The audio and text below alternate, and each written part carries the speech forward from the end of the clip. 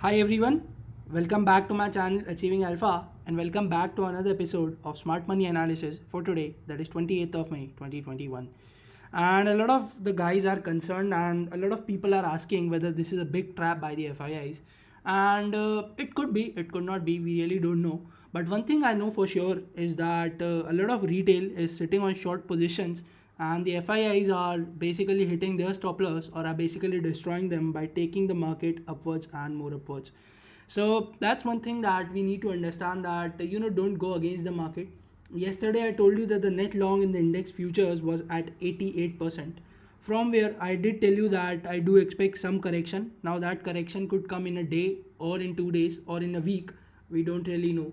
But at this time I would really not consider longing the market, at least unless we sustain above 15500 for a day, because you need to understand that this could be a trap. But as of now, even shorting isn't a very good thing to do, because the markets are too bullish, but the data is telling me that the market is highly overweight as of now, and it's clearly overbought looking at the FII derivative data.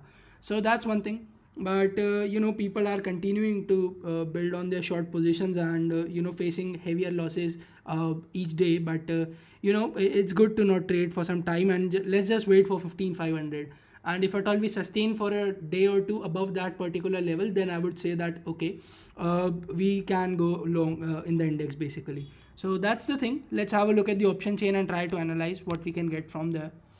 Okay, let's first have a look at the daily candle. Again, a massive gap up that we saw. So we closed around 350 and we opened above basically 15420. So that was the thing. And after that, we saw some really good consolidation throughout the day. So you will see that not much movement. And again, this looked like a breakout, but again, it was a false breakout. So a lot of the trap being laid by the FIIs and the institutions. And that's why I'm telling you it's better to avoid trading unless we hit 15500, or basically if we see a reversal from there or we continue the rally. So let's see how do things turn up. Let's try to analyze the option chain. So option chain, you will see again massive build up on the put side. So you will see that 15400 310 percentage increase in the put side OI on 15400. I mean, that's crazy. Look at the confidence of put writers. That's amazing. And if you have a look at 15500, so you will see that there is some call OI, but again not a lot. So this could have been more, but the people are more confident about 16000 now, because you can see that the highest OI for the next expiry is at 16000. So this is again telling me that the call writers are not that confident and the put writers are continuing to pull the market up, and that's what we can see. Talking about the highest OI on the put side, OI everywhere, which we can see goes all the way till 14,000. But the highest one is here, which is 25.3, which is at 15,300. But these are kind of similar magnitude, and you can see that there is a very good OI at each multiple of 100 till 15,000. So that's what we see. So still, I would not really consider shorting the market, although I did say that some correction is expected. But again, that may come tomorrow, day after tomorrow, or after 1 week. I cannot really tell. And I don't really know how big would that correction be. It could be till 15200, it could be till 15,000, or it could be even below 15,000. But at this time, I would repeat, I would not go long, because the index is too much overbought. So that's one thing. And we need to understand that the shorts have been totally taken out of the system. If you have a look at yesterday's data, the shorts are almost gone from the system. So that's one thing. Let's have a look at the max pain and PCR. So max pain is at 15400, which is indicating a bearish expiry. But again, the data is in too immature stage, and we cannot really trust this. PCR is at 1.06, which is bullish as of now. So let's have a look at the Bank Nifty option chain. Bank Nifty, again you will see some interesting writing on the put side, and it tried to test 35,000 multiple times, but it could not really break it. And Nifty had so much strength that we did not even go below 15,400 for even 5 or 10 minutes. So that demonstrates the kind of strength in Nifty. And if I tell you, it's mostly it's just one stock, or basically two stocks, which were pulling Nifty higher and higher, which were basically Reliance and HDFC Bank. The Bank Nifty option chain is also in a very nascent stage, so not much build up here, but you will see that the highest OI on the put side is at 35,000. But interestingly, there is still some good amount of call OI compared to this particular put writing. So people are still confident. Some people are basically still confident that Bank Nifty will expire below 35k, but let's see. And again, you will see some very good open interest on each multiples of 500 in Bank Nifty. So 35 500, 36,000, and you will see that these again have a significant OI. So let's see how do things turn up. And again, let's have a look at Max Pain and PCR. So Max Pain is at 35,000, but again, I would call this rubbish because not a lot of build up here. And PCR is at 0.72, which is kind of oversold. But again, let's not jump to conclusions because this is, just day two of the next weekly expiry. And Monday is very important because Monday, the data for the GDP of our Indian economy is scheduled to be out. So, keep an eye on that. That could be important trigger for the market. And yeah, don't just short the market as of now. It's not a shorting market. Definitely when we'll see some sort of reversal happening, or when we basically see some shorts coming up from the FII in the index futures, then I will let you know and we will short, but not as of now. And also avoid going long. So just the strategy for now is just wait and watch. Let's have a look at the global cues. Global cues, again, you will see that they have been too much flat since the morning. So DAX was pretty much flat. Now it is observing some strength. So trading around 15,500, that happens to be a resistance. Basically 15,530 happens to be a very good resistance. CAC is looking very much strong. FTSE is not too much strong, not too much weak, kind of in the middle. And again, Dow Jones is trading too much flat around 34,600 since morning. You will see that the high and low are not very far away. S&P again same scenario, and Nasdaq also same scenario. So US markets are kind of flat. Europe, this is the situation. And one thing we must note is that the dollar index has started to go up once again. So it made a bottom of from somewhere around 89 to 89.5, and after that, that is going up.